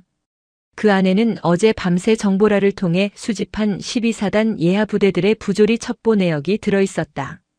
아직 확인되지 않은 그러나 심증이 확실한 썩은 내들이 그 종이 뭉치에서 진동했다. 위병소가 보였다. 제12보병 사단이라는 부대 마크가 선명했다. 지원은 창문을 내리지 않고 하이패스 차로를 통과하듯 그대로 면회소 주차장으로 들어갔다. 경계 근무를 서던 헌병들이 고급 세단에 등장해 당황하며 무전기를 잡는 모습이 백미러로 보였다. 지원은 차에서 내렸다. 인제의 칼바람이 코트 자락을 때렸다. 그녀는 옷깃을 여미지 않았다. 그 차가운 공기가 오히려 뜨겁게 끓어오르는 분노를 차분하게 가라앉혀 주었다. 그녀는 스마트 안경의 녹화 버튼을 눌렀다. 붉은 램프가 눈에 보이지 않게 깜빡였다. 사냥의 시작이었다. 을지회관이라 불리는 면회소는 주말을 맞아 북새통이었다. 삼겹살 굽는 냄새와 라면 냄새가 뒤섞여 묘한 비린내를 풍겼다. 지원은 인파를 헤치고 접수대로 향했다. 접수대 안쪽에는 일병 계급장을 단 행정병이 턱을 괴고 앉아 모니터를 멍하니 응시하고 있었다. 지원이 다가가도 그는 고개조차 들지 않았다. 면회 신청한다. 지원의 건조한 목소리에 일병이 귀찮다는 듯 눈알만 굴려 쳐다보았다. 키오스크 쓰세요. 저기 뒤에. 고장났더군. 수기 접수해. 지원은 턱짓으로 꺼진 키오스크를 가리켰다. 일병은 짜증 섞인 한숨을 내쉬며 서랍에서 꼬깃꼬깃한 면회 신청서를 꺼내 던지듯 내려놓았다. 작성해서 주세요. 신분증이랑. 지원은 펜을 들어 간결하게 적어 내려갔다. 관계 이모 대상 52연대 3대대 11중대 이병 박준우. 그녀는 자신의 신분증 대신 운전면허증을 제시했다. 군인 신분을 노출하는 순간 놈들은 숨을 것이다. 쥐새끼들을 잡으려면 가장 방심했을 때 목덜미를 물어야 했다. 얼마나 걸리나? 방송 나오면 오겠죠. 주말이라 중대 행정반 전화 잘 안 받아요. 그냥 기다리세요. 일병은 다시 모니터로 시선을 돌렸다. 화면 속에는 걸그룹의 직캠 영상이 돌아가고 있었다. 지원은 그 일병의 명찰 김동현을 기억 속에 새겼다. 지원은 구석진 테이블에 자리를 잡았다. 10분, 20분, 30분. 시간은 더디게 흘렀다. 주변 테이블에서는 다른 병사들이 가족과 웃으며 고기를 굽고 있었지만 준우의 모습은 보이지 않았다. 40분이 지나서야 면회소 유리문이 열렸다. 지원은 자리에서 벌떡 일어났다. 그리고 숨을 멈췄다. 들어오는 병사는 준우가 맞았다. 하지만 그녀가 알던 준우가 아니었다. 헐렁한 어급 전투복은 앙상하게 마른 몸 위에서 춤을 췄고 눈동자는 초점을 잃은 채 바닥만 보고 있었다. 걸음걸이는 마치 죄인이 형장으로 끌려오는 듯 위축되어 있었다. 더 충격적인 것은 그의 뒤에 붙어있는 두 명의 병사였다. 한 명은 병장 계급장을, 다른 한 명은 상병 계급장을 달고 있었다. 그들은 준우를 호위하는 것이 아니라 감시하고 있었다. 병장은 껌을 짝짝 씹으며 주위를 두리번거렸다. 먹잇감을 찾는 하이에나의 눈빛이었다. 준우야. 지원이 낮게 불렀다. 준우가 흠칫하며 고개를 들었다. 이모. 준우의 눈시울이 순식간에 붉어졌다. 달려와 안기고 싶은 눈치였지만 그는 제자리에 얼어붙은 채 뒤에 서 있는 병장의 눈치를 살폈다. 뭐해? 이모님 오셨잖아. 인사 안 받냐? 병장이 준우의 뒤통수를 툭 쳤다. 툭 소리가 날 정도로 강한 타격이었다. 충성. 이병 박준우. 면회 왔습니다. 준우는 비명에 가까운 관등 성명을 외쳤다. 지원은 주먹을 꽉 쥐었다. 손톱이 손바닥을 파고들었다. 그녀는 애써 미소를 지으며 준우에게 다가갔다. 많이 기다렸지. 앉자. 밥은 먹었어? 지원은 준우를 자리에 앉히며 그의 손을 잡았다. 손등이 거칠었다. 그리고 소매가 살짝 들린 손목 안쪽에 선명한 피멍 자국이 보였다. 훈련으로 생긴 멍이 아니었다. 군화발이나 둔탁한 물체로 가격당한 흔적. 지원의 눈이 차갑게 식었다. 안녕하세요. 이모님. 저는 준우 맞선임 조태구 병장입니다. 옆에는 김민수 상병이고요. 조태구가 뻔뻔하게 맞은편 의자를 빼내 앉았다. 허락도 없었다. 그는 다리를 꼬고 지원을 위아래로 훑어보았다. 그의 시선은 음흉하고 끈적했다. 준우가 이모님 얘기 많이 했습니다. 생각보다 더 미인이시네요. 누님이라고 불러도 되나요? 지원은 대꾸하지 않았다. 대신 준우에게 메뉴판을 밀어주었다. 먹고 싶은 거 시켜. 다 사줄게. 준우야. 너 짜장면 좋아하잖아. 그치? 이모님. 저희는 탕수육 대짜랑 깐풍기 하나면 됩니다. 아, 콜라도 큰 걸로요. 조태구가 대신 주문했다. 준우는 메뉴판을 쥔 손을 떨며 아무 말도 못했다. 내가 먹고 싶은 거 말하라고 했어. 박준우. 지원이 조태구를 무시하고 준우를 응시했다. 그냥. 병장님 말씀대로. 준우의 목소리는 기어들어갔다. 조태구가 킬킬거리며 김상병의 어깨를 쳤다. 보셨죠? 얘가 이렇게 눈치가 없어요. 저희가 얘 사람 만드느라 얼마나 고생하는지 아십니까? 며칠 전에도 작업하다가 실수해서 제가 덮어주느라 아주 죽는 줄 알았습니다. 그치 준우야? 조태구가 식탁 아래로 준우의 정강이를 걷어찼다. 준우가 억눌린 신음을 삼켰다. 지원은 그 모든 것을 놓치지 않았다. 안경 속의 카메라는 조태구의 폭력과 협박을 고스란히 담고 있었다. 음식이 나왔다. 조태구와 김상병은 젓가락도 쓰지 않고 손으로 탕수육을 집어먹기 시작했다. 소스가 묻은 손가락을 쪽쪽 빨며 지원을 쳐다보는 조태구의 눈빛은 노골적인 성희롱이었다. 누나. 근데 직업이 뭐예요? 강남 사세요? 차 키 보니까 벤츠던데. 능력 있으시네. 조태구가 씹던 고기 조각이 튀었다. 준우가 군 생활 편하게 하려면 누나가 좀 도와줘야 하는 거 알죠? 요즘 군대가 좋아졌다지만 결국 사람 사는 곳이거든요. 우리 준우 에이스 만들려면 총알 지원이 좀 필요한데. 총알이라. 지원이 처음으로 입을 열었다. 네. 총알.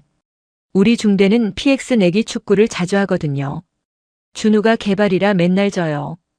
그래서 애들 간식비가 좀 많이 깨지네. 오늘 오신 김에 준우 나라 사랑 카드에 한 200만 원만 넣어주세요. 아니면 현금으로 주셔도 되고. 200만 원. 이병 월급의 2배가 넘는 금액. 그것은 간식비가 아니었다. 불법 도박 자금이거나 상납금일 것이 뻔했다. 돈이 없으면 어떡하지? 에이. 벤츠 타는 누나가 그깟 푼 돈이 없다고요? 그럼 뭐. 다른 방법도 있긴 한데. 조태구가 음담패설을 내뱉으며 낄낄거렸다. 김상병도 따라 웃었다. 준우의 얼굴이 사색이 되어 고개를 푹 숙였다. 그만하십시오. 병장님, 제발. 준우가 갑자기 소리쳤다. 공포를 이겨낸 절규였다. 어쭈? 이 새끼가 이 몸 있고 기어오르네. 야. 엎드려. 조태구의 표정이 순식간에 악귀처럼 변했다. 면회소 한복판에서 민간인들 앞에서 벌어지는 대담한 가혹 행위 시도였다. 지원은 조용히 스마트폰을 꺼냈다. 지금 뭐 하는 짓인가? 지원의 목소리는 낮았지만 공간을 베어낼 듯 날카로웠다. 조태구가 멈칫하며 지원을 쏘아보았다. 아줌마. 남의 부대 교육하는데 끼어들지 마쇼. 꼬우면 민원 넣든가. 어차피 전역하면 끝이야. 그때 면회소 입구 쪽 행정실 문이 열리고 당직 사령완장을 찬 장교가 나왔다. 중위 계급장. 명찰에는 김철민이라고 적혀 있었다. 그는 한 손에 최신형 스마트폰을 들고 게임 화면에서 눈을 떼지 않은 채 시끄러운 쪽으로 다가왔다. 아씨, 왜 이렇게 시끄러워? 랭킹전 떨어졌잖아. 김철민 중위가 짜증스럽게 머리를 극적였다. 조태구는 김중위를 보자마자 능글맞게 웃으며 경례했다. 충성. 김철민 중위님. 아닙니다. 이 이병 녀석이 교육이 좀 덜 돼서 훈계 중이었습니다. 김중위는 상황을 파악하려는 시도조차 하지 않았다. 그는 힐끗 준우와 지원을 보더니 대수롭지 않게 말했다. 적당히 해라. 민간인들 보니까. 야 박준우. 너는 왜 맨날 선임들한테 털리냐? 빠져가지고. 장교가 병사 간의 부조리를 묵인하는 것을 넘어 피해자를 질책했다. 이것은 시스템의 붕괴였다. 김철민 중위. 지원이 그를 불렀다. 김중위가 미간을 찌푸리며 돌아봤다. 뭡니까? 아줌마는. 자네는 당직 사령으로서 병사 간의 폭행과 금품 갈취 정황을 목격하고도 묵인하는 건가? 게다가 민간인에 대한 성희롱 발언까지 있었는데. 김중위가 코웃음을 쳤다. 아줌마. 드라마를 너무 많이 보셨네. 갈취는 무슨. 애들끼리 친해서 장난친 거 가지고. 그리고 성희롱. 증거 있어요? 우리 애들이 그럴 애들도 아니고. 괜히 와서 분위기 흐리지 말고 조용히 면회나 하고 가세요. 아니면 지금 당장 퇴실 조치 시킬 겁니다. 퇴실 조치라. 근거 규정은? 근거? 내가 여기 대장이야. 그게 근거야. 군사경찰 불러서 끌어내기 전에 좋게 말할 때 가세요. 진짜 재수없게 걸려가지고. 김중위는 다시 게임 화면으로 시선을 돌리며 손을 휘휘 내저었다. 파리를 쫓는 동작이었다. 조태구와 김상병이 뒤에서 킬킬거렸다. 준우는 절망적인 표정으로 지원의 옷자락을 잡았다. 이모. 그냥 가요. 제발.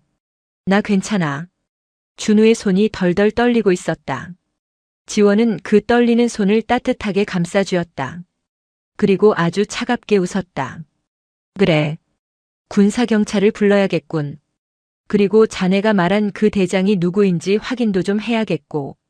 지원은 코트 안주머니에서 스마트폰을 꺼냈다. 보안 폴더를 해제하고 단축 번호 1번을 눌렀다. 신호가 가기도 전에 상대방이 전화를 받았다. 통신보안. 12사단장 소장 오창석입니다. 휴대폰 너머로 들리는 중후한 목소리에 김철민 중위의 손가락이 멈췄다. 조태구의 씹던 입이 벌어졌다. 오 소장. 나야. 육군본부 감찰실장 강지원. 면회소의 공기가 순식간에 얼어붙었다. 김철민 중위의 얼굴에서 핏기가 썰물처럼 빠져나갔다. 지원은 그 창백해진 얼굴을 정면으로 응시하며 말을 이었다. 지금 자네 사단 52연대 면회소인데 상황이 아주 흥미로워. 당직 사령이라는 중위놈은 근무 중 게임에 미쳐있고 병장놈은 내 조카한테 금품 갈취에 나한테 성희롱까지 하더군. 오 소장. 자네 부대는 양아치 양성소인가? 수화기 너머에서 오창석 소장의 거친 숨소리가 들렸다. 당황과 분노가 뒤섞인 침묵이 흘렀다. 준장님? 지금 그게 무슨 말씀이십니까? 제가 바로. 변명은 와서 해. 헌병대장 감찰참모 대동하고 20분 내로 튀어와. 1분이라도 늦으면 국방부 장관님께 바로 보고 들어간다. 지원은 전화를 끊었다. 그리고 멍하니 서 있는 김철민 중위에게 다가가 그의 손에 들린 스마트폰을 낚아챘다. 화면에는 패배라는 두 글자가 붉게 떠 있었다. 게임 졌네. 근데 어쩌나. 내 인생도 이제 게임 오버인데. 지원은 뺏은 스마트폰을 테이블 위에 탁 내려놓았다. 그 소리가 마치 판사의 의사봉 소리처럼 면회소 안에 울려 퍼졌다. 김철민 중위의 다리가 후들거리기 시작했다. 그는 자신이 건드린 아줌마가 누구인지 뒤늦게 깨달았다. 하지만 버스는 이미 떠났다. 지옥행 급행열차가 기적 소리를 울리며 다가오고 있었다. 전화가 끊긴 면회소 안에는 질식할 듯한 침묵만이 감돌았다. 주말에 활기찼던 소음은 순식간에 진공 상태처럼 빨려 들어갔고 오직 냉장고 모터 돌아가는 소리만이 웅웅거렸다.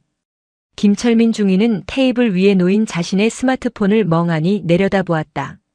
화면은 꺼졌지만 그의 동공은 여전히 지진이 난 듯 흔들리고 있었다. 육군본부 감찰실장. 그 단어가 뇌리를 강타할 때마다 심장이 쪼그라드는 것 같았다. 그는 힐끔 강지원을 쳐다보았다. 그녀는 더 이상 그에게 눈길조차 주지 않은 채 냅킨으로 준우의 땀을 닦아주고 있었다. 그 무심함이 더 큰 공포로 다가왔다. 자신은 이미 그녀의 안중에도 없는 처리 대상 폐기물에 불과하다는 뜻이었기 때문이다. 준장님? 김중희가 떨리는 목소리로 입을 열었다. 무릎이 제멋대로 꺾여 어정쩡한 자세였다. 오해가 있으신 것 같습니다. 저는 진짜 몰랐습니다. 그냥 아줌마. 아니, 민간인이신 줄 알고. 입 다물어. 지원은 고개도 돌리지 않고 차갑게 내뱉었다. 내 해명은 군사법원 판사 앞에서 해.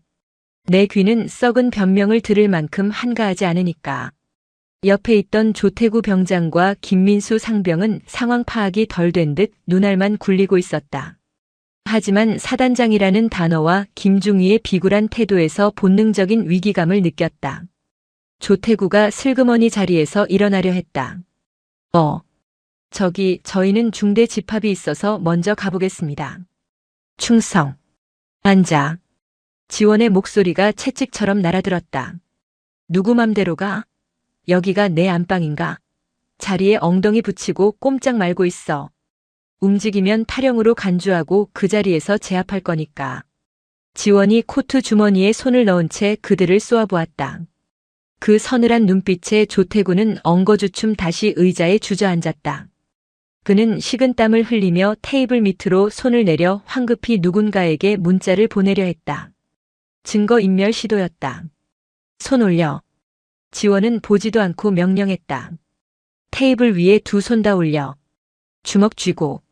스마트폰 꺼낼 생각하지 마. 그녀는 이미 전장의 지휘관이었다. 모든 돌발 변수를 통제하며 포위망을 좁혀가고 있었다. 15분. 정확히 15분이 지났을 때였다.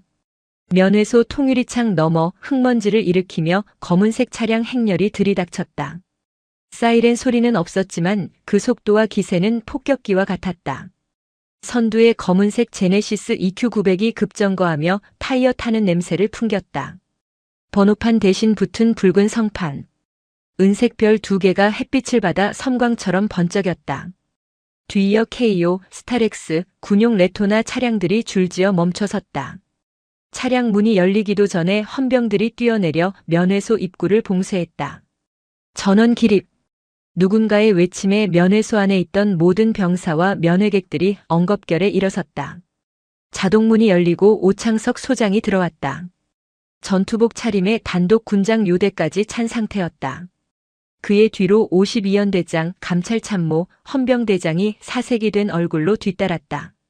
오 소장의 얼굴은 분노와 당혹감으로 붉게 상기되어 있었다. 그는 입구에서 두리번거릴 필요도 없었다. 면회소 중앙, 폭풍의 눈처럼 고요하게 앉아있는 강지원을 발견하자마자 성큼성큼 다가갔다. 군화 발소리가 면회소 바닥을 울렸다. 김철민 중위는 사단장의 얼굴을 보자마자 다리에 힘이 풀려 바닥에 털썩 주저앉았다. 사단장님. 오 소장은 김중위를 벌레 보듯 지나쳐 강지원 앞에 섰다. 차렷. 경례. 충성. 오 소장을 필두로 한 12사단 지휘부가 일제히 강지원에게 거수 경례를 올렸다. 쩌렁쩌렁한 구호 소리에 면회소의 유리창이 떨릴 정도였다. 그 압도적인 위압감에 조태구 병장은 입을 떡 벌린 채 굳어버렸다. 자신이 누나라고 부르며 희롱했던 여자가 자신의 사단장이 경례를 박는 투스타보다 높은 존재 혹은 그에 준하는 실세라는 사실이 뇌를 마비시켰다. 지원은 천천히 자리에서 일어났다. 그녀는 경례를 받지 않았다. 대신 싸늘한 눈으로 오 소장을 내려다보았다. 오창석 소장. 17분 걸렸네. 양호해. 하지만 자네 부대 상태는 전혀 양호하지 않더군. 송구합니다. 면목 없습니다, 준장님. 오 소장은 부동자세로 고개를 숙였다. 이마에서 땀방울이 뚝뚝 떨어졌다. 내 조카 박준우 이병이야. 자네 부하들이 아주 알뜰살뜰하게 챙겨주더군. 멍이 들 때까지 때리고 월급의 2배를 상납하라고 협박하면서 말이야. 지원은 턱짓으로 바닥에 주저앉은 김철민 중위를 가리켰다. 그리고 저 당직 사령이라는 작자는 나를 아줌마라 부르며 헌병을 불러 내쫓겠다고 하더군. 게임하는데 방해된다고. 자네 사단은 위계 질서가 아주 독창적이야. 중위가 장군을 쫓아내는 시스템인가? 오 소장의 눈썹이 꿈틀거렸다. 그는 천천히 고개를 돌려 바닥에 쓰러진 김철민을 노려보았다. 그 눈빛에는 사리가 담겨 있었다. 헌병대장. 예, 헌병대장입니다.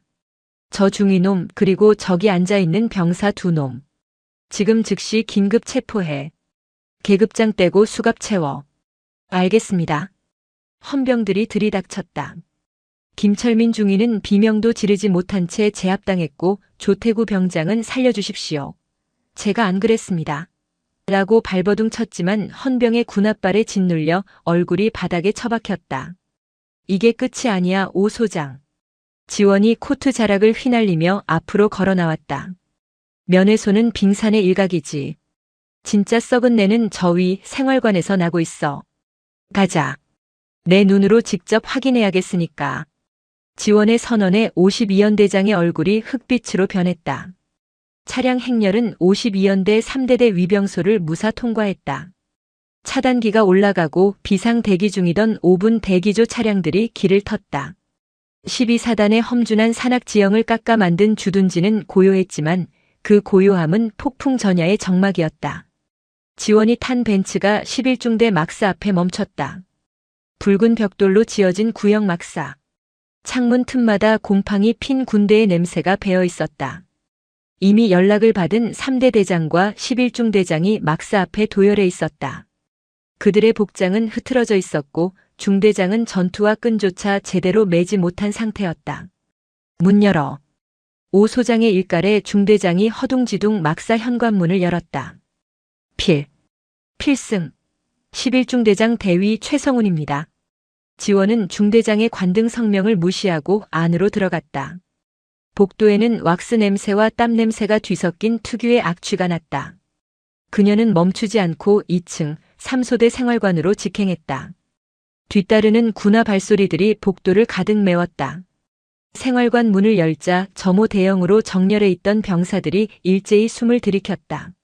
사단장을 비롯한 지휘관들이 때로 몰려온 광경은 그들에게 공포 그 자체였다. 박준우 자리 어디야? 지원이 물었다. 뒤따라온 준우가 떨리는 손으로 구석진 침상을 가리켰다. 창문 틈으로 황소바람이 들어오는 가장 열악한 위치였다. 관물대 열어. 준우가 관물대를 열었다. 텅 비어 있었다. 보급받은 속옷 몇 장과 수건이 전부였다. 내 물건들 다 어디 갔니? 내가 사준 시계, 책, 상비약. 준우는 입술을 깨물며 고개를 숙였다.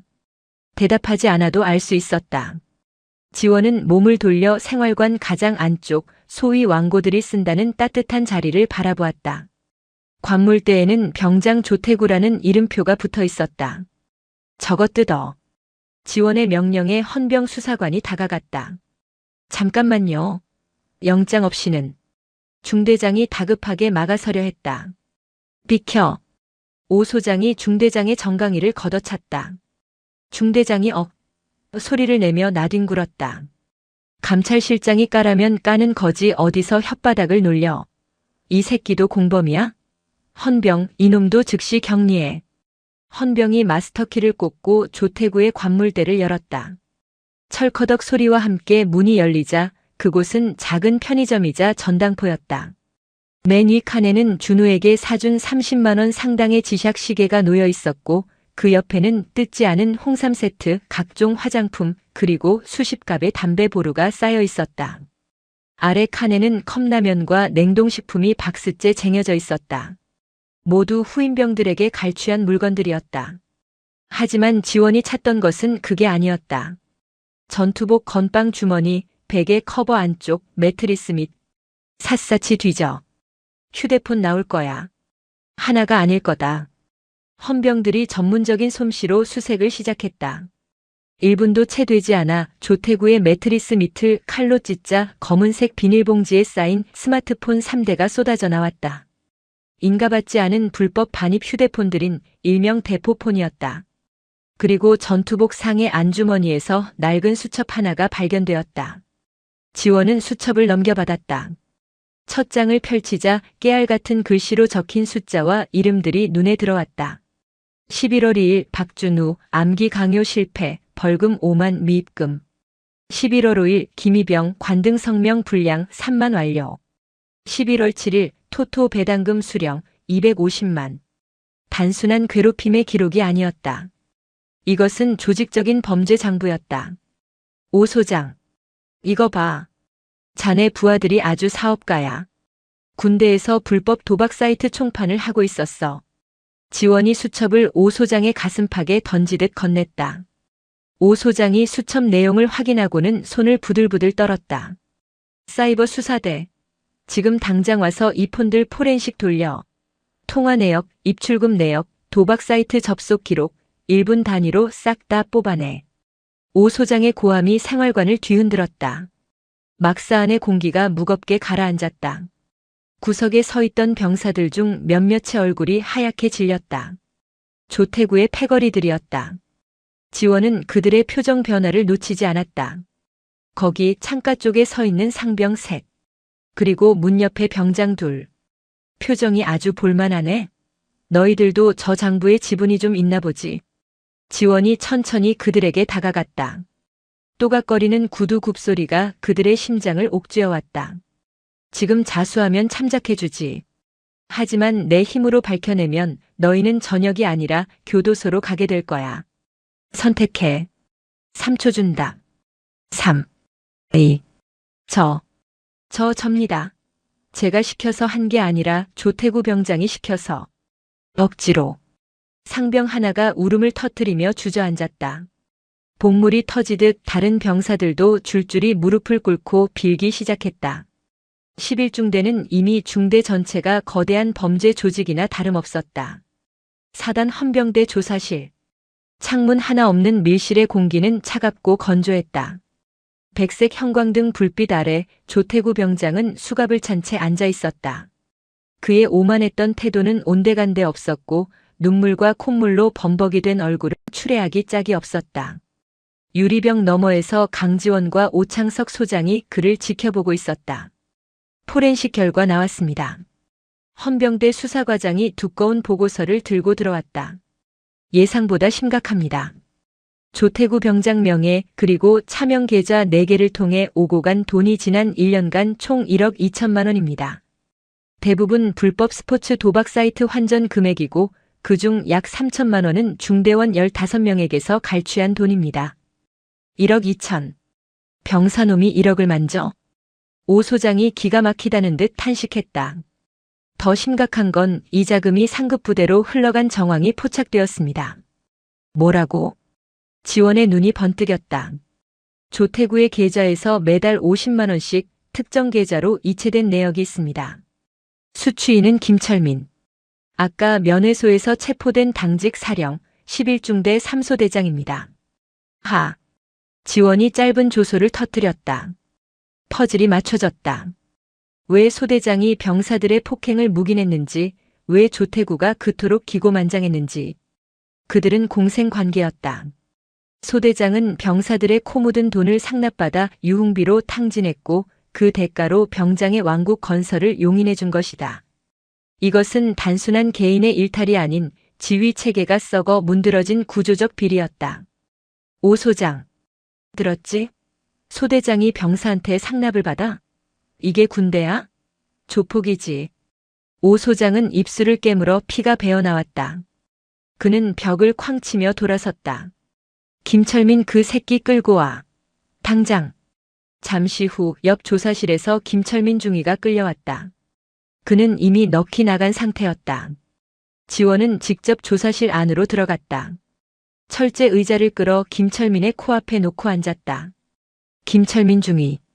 자네 계좌 내역을 확보했어. 조태구한테 받은 돈 다 어디에 썼나? 여자? 술? 아니면 자네도 도박했나? 아, 아닙니다. 저는 그냥 빌린 겁니다. 갚으려고 했습니다. 빌려? 소대장이 병사한테 매달 정기적으로 돈을 빌려? 그리고 그 돈이 병사들 등쳐먹은 돈인 줄 몰랐다고 할 텐가?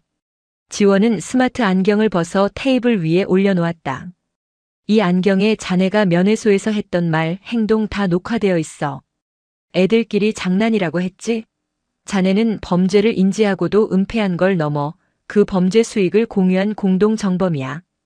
군형법상 뇌물수수, 직무유기, 범인 도피.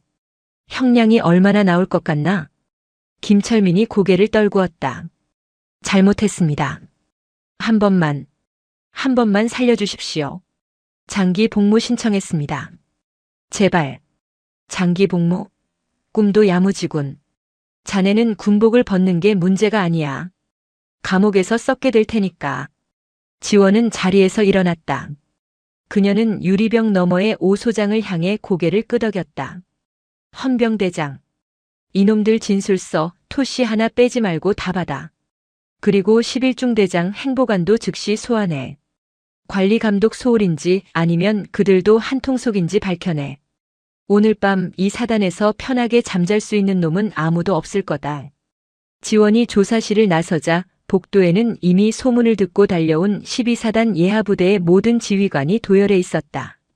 별들의 무덤이 될지도 모르는 이 밤 강지원의 하이힐 소리만이 복도를 차갑게 울렸다. 그녀는 멈추지 않았다. 이제 겨우 1라운드가 끝났을 뿐이었다. 썩은 뿌리는 더 깊은 곳에 박혀 있었고 그녀는 그것을 송두리째 뽑아버릴 준비가 되어 있었다. 다음은 연대장실이다. 안내해. 지원의 서늘한 명령에 대령 계급장을 단 52연대장이 비틀거렸다. 새벽은 아직 멀었고 도파민은 이제 막 돌기 시작했다. 52연대장실의 공기는 무거웠다. 최고급 가죽 소파와 자개로 장식된 테이블이 놓인 그곳은 야전 부대라기보다 기업 임원실에 가까웠다. 연대장 박진호 대령은 식은땀을 닦으며 강지원 준장 앞에 찻잔을 내려놓았다. 찻잔이 덜그럭거리는 소리가 유난히 크게 들렸다. 차 한 잔 드십시오. 먼 길 오시느라 고생 많으셨습니다, 준장님. 치워. 지원은 찻잔을 보지도 않고 서류 뭉치를 테이블 위에 던졌다. 탁 소리에 박 대령의 어깨가 움찔했다. 박진호 대령. 자네 연대가 작년에 국방부 장관 표창 무사고 부대로 선정됐더군. 비결이 뭔가 했더니 이거였어. 지원이 던진 서류는 마음의 편지 및 국방 헬프콜 접수 기록 데이터였다. 하지만 그 내용은 모두 삭제됨 혹은 조치 완료 특이사항 없음으로 처리되어 있었다. 조태구 병장이 1년 동안 저지른 악행에 대해 이미 3번이나 익명 제보가 있었어. 11중대에서 자체 해결이 안 돼서 연대 감찰과로 넘어온 건들. 근데 자네 선에서 다 킬됐더군. 이유가 뭔가? 박 대령은 마른 침을 삼켰다. 그게 사실 확인 결과 병사들 간의 사소한 다툼으로 판명되었고 부대 관리 차원에서 화해를 유도하는 것이. 화해? 지원이 헛웃음을 터뜨렸다. 돈 뺏고 패는 게 다툼이야? 그건 범죄야. 자네는 범죄를 인지하고도 수사기관에 이첩하지 않고 덮었어. 왜?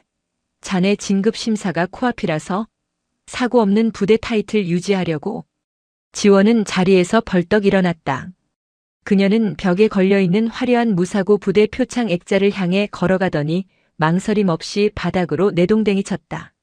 와장창. 유리 파편이 사방으로 튀었다. 박 대령이 비명을 지르며 물러섰다. 이따위 가짜 명예 지키려고 내 조카를 그리고 수많은 병사를 지옥에 방치했어. 자네는 군인이 아니야. 자기 보신에 미친 정치꾼이지. 지원은 굳어있는 오창석 사단장을 돌아보았다. 오 소장. 연대장 박진호. 지금 즉시 보직 해임해. 혐의는 직무유기, 직권남용, 그리고 통신비밀보호법 위반이다. 제보 내용을 임의로 삭제하고 조작한 건 민간 법정에서도 구속감이야. 알겠습니다. 헌병대. 연대장 연행해. 사단장의 고함에 헌병들이 머뭇거리며 들어왔다. 대령을, 그것도 연대장을 체포하는 건 초유의 사태였다.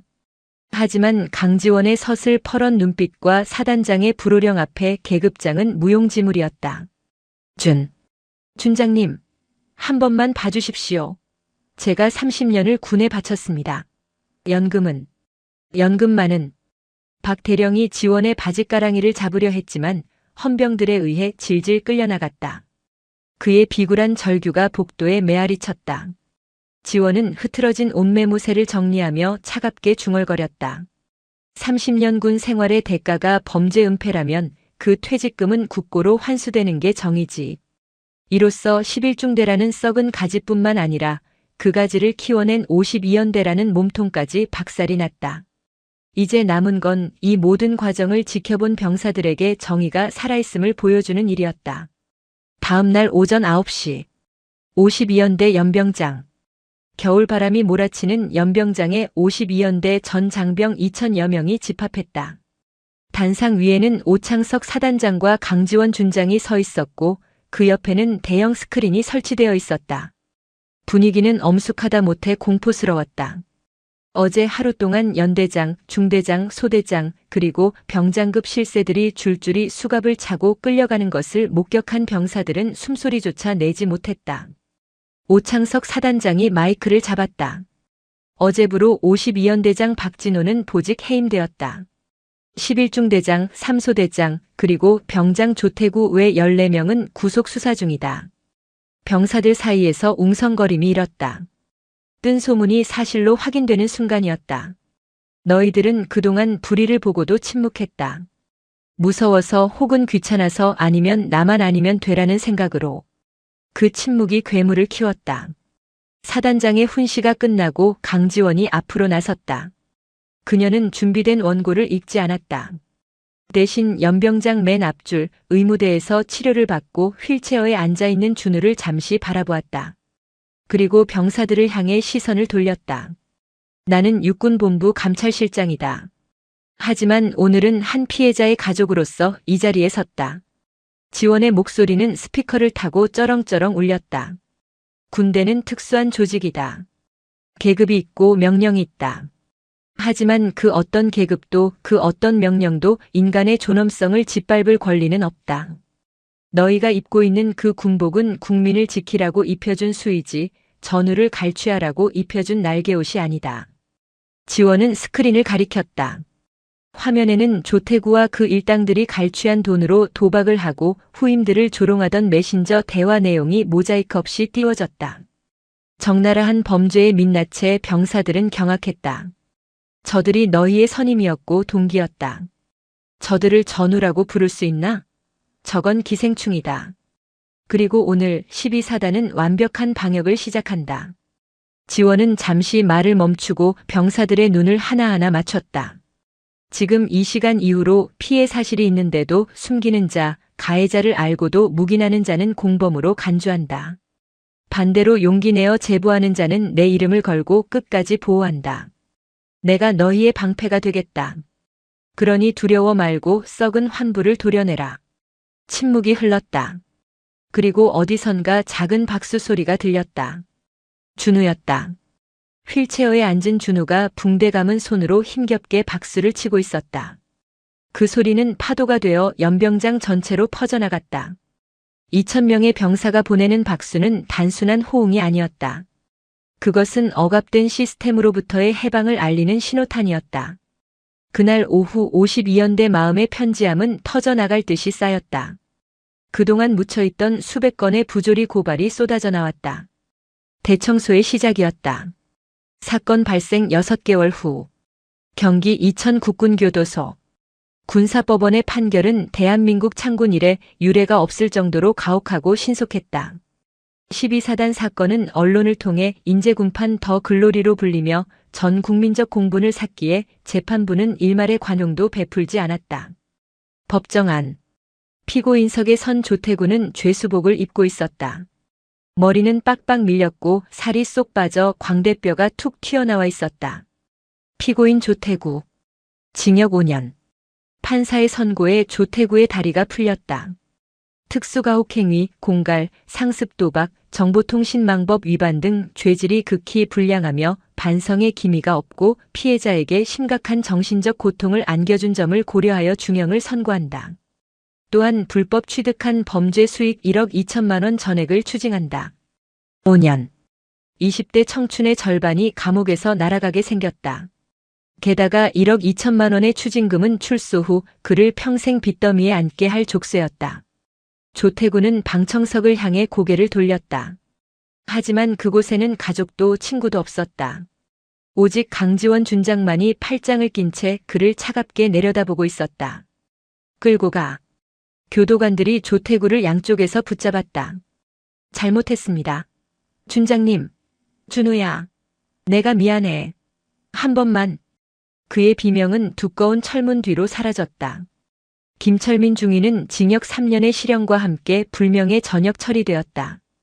군인 연금 박탈은 물론이고 성범죄 및 공갈 방조 이력이 남아 사회에서도 정상적인 취업은 불가능해졌다. 그는 법정을 나가며 강지원과 눈이 마주쳤지만 서둘러 고개를 숙였다. 그에게 강지원은 평생 꿈에 나올 저승사자였다. 사건을 은폐했던 연대장 박진호 대령은 파면되었고 군 형법상 직무유기죄로 징역 1년 6월에 집행유예 3년을 선고받았다. 30년 군 생활의 명예는 시궁창에 처박혔고 그는 연금 한 푼 받지 못한 채 빈손으로 군문을 나서야 했다. 오창석 사단장은 지휘 책임을 물어 정직 3개월의 중징계를 받았다. 진급길은 막혔지만 그는 스스로 전역 지원서를 내지 않았다. 대신 남은 임기 동안 12사단을 가장 투명한 부대로 만들겠다며 매일 밤 야전 침대에서 잠을 청하고 있었다. 그것이 그가 할 수 있는 유일한 속죄였다. 지원은 법원을 나서며 하늘을 올려다보았다. 유난히 파란 하늘이었다. 그녀의 스마트폰이 울렸다. 준우였다. 이모 재판 끝났어요? 그래. 다 끝났어. 이제 진짜 끝이야. 지원의 입가에 처음으로 옅은 미소가 번졌다. 차가운 얼음 마녀의 가면이 벗겨지는 순간이었다. 4월의 계룡대. 벚꽃이 만개하여 본청 앞 도로를 하얗게 뒤덮고 있었다. 육군본부가 위치한 이곳은 12사단의 험준한 산악과는 비교할 수 없을 만큼 평온하고 따스했다. 지원은 점심시간에 맞춰 근무지원단 면회실로 향했다. 그곳에는 말끔한 정복 차림의 준우가 기다리고 있었다. 살이 적당히 올랐고 눈빛에는 생기가 돌았다. 그는 이제 감찰실 행정병으로 복무하며 자신과 같은 피해자들의 탄원서를 분류하는 일을 돕고 있었다. 필승. 상병 박준우. 준우가 씩씩하게 격려했다. 손목의 멍 자국은 사라졌고 그 자리에는 지원이 새로 사준 전자시계가 채워져 있었다. 경례각이 좀 나오네 이제. 나가자. 예약해뒀어. 지원은 준우를 데리고 계룡대 인근의 고급 한정식 집으로 데려갔다. 프라이빗 룸에 앉자 임금님 수라상 부럽지 않은 음식들이 상다리가 부러지게 차려졌다. 갈비찜, 신선로, 그리고 준우가 가장 좋아하는 육회가 가득했다. 와. 이모, 이거 다 먹어도 돼요? 다 먹어. 남기면 영창 보낸다. 지원의 농담에 준우가 까르르 웃었다. 6개월 전 면회소에서 공포에 떨며 짜장면도 삼키지 못하던 모습은 온데간데 없었다. 준우는 숟가락 가득 밥을 떠먹으며 행복한 표정을 지었다. 이모, 저 요즘 꿈이 바뀌었어요. 건축가 한다며? 네, 그것도 할 건데요. 나중에 성공하면 재단을 하나 만들고 싶어요. 군대에서 억울한 일 당한 친구들 도와주는 재단이요. 이모처럼 힘없는 애들한테 총알 지원해주는 그런 사람이 되고 싶어요. 지원은 젓가락질을 멈추고 준우를 바라보았다. 지옥을 경험한 아이는 무너지지 않고 오히려 더 단단해져 있었다. 그래. 멋지네. 그때 되면 이모도 이사로 써주냐? 에이, 이모는 회장님 하셔야죠. 두 사람은 마주보고 웃었다. 창밖으로 벚꽃잎 하나가 날아와 식탁 위에 사뿐히 내려앉았다. 지원은 와인잔 대신 물잔을 들었다. 준우야. 네. 고생했다. 그리고 버텨줘서 고맙다. 이모가 구해줬잖아요. 저 평생 효도할게요. 지원은 물을 한 모금 마시며 생각했다. 정이라는 것은 거창한 구호나 법전 속에 있는 것이 아니었다. 사랑하는 조카가 밥 한 그릇을 맘 편히 비울 수 있게 지켜주는 것. 공포 없이 내일을 꿈꿀 수 있게 해주는 것. 그것이 군인이 그리고 어른이 해야 할 유일한 임무였다. 밥 식는다. 어서 먹자. 따뜻한 봄 햇살이 테이블 위를 비췄다. 혹독했던 겨울은 갔고 그들에게는 이제 진짜 봄이 와 있었다. 12사단에서의 악몽은 흉터로 남겠지만 그 흉터는 준우를 더 강하게 만드는 훈장이 될 것이다. 강지원 준장은 다시 젓가락을 들었다. 오늘은 감찰실장이 아닌 그저 배고픈 조카를 먹이는 이모로서의 점심 식사였다.